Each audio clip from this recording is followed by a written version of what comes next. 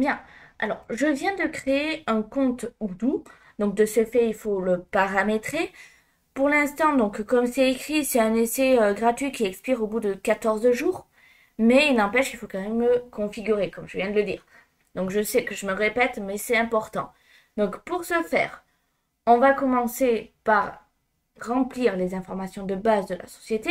Pour cela, il faut aller dans Vente, ici. Malgré que parfois il indique d'autres endroits, mais il faut faire étape par étape. Une fois que c'est fait, on choisit ici, données de la société. Donc je clique. Là, comme on peut le voir, une partie est déjà pré-remplie, comme par exemple le nom commercial de ma société. Alors je vais laisser ce nom-là.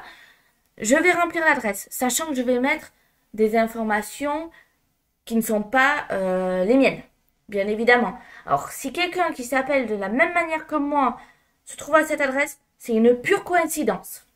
Donc, tout d'abord, je commence par mettre rue. Donc, par exemple, 5 rue des Fleurs.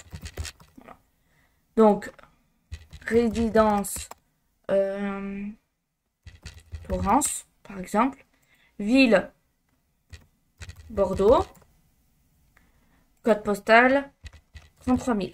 Alors, sachant que j'habite pas à Bordeaux, mais j'y ai habité.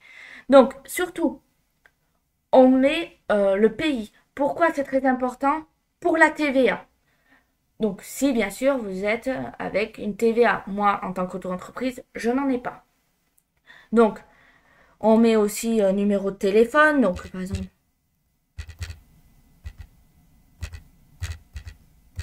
voilà, donc c'est pas le mien, bien évidemment. Alors, ça, hop, c'est mobile. Donc voilà. On met donc son adresse email, on met son site internet si on en a un, et on peut mettre la couleur de son choix aussi. On choisit la devise, et une fois que c'est bon, ces informations essentielles vont apparaître en fait sur le bas de la page des factures. Donc, j'enregistre. Et là, donc, il me demande d'enregistrer, donc là, non, j'enregistre pas. Mais là, ils me disent, ok, c'est parfait. Je n'ai plus qu'à continuer et nous continuerons dans la prochaine vidéo.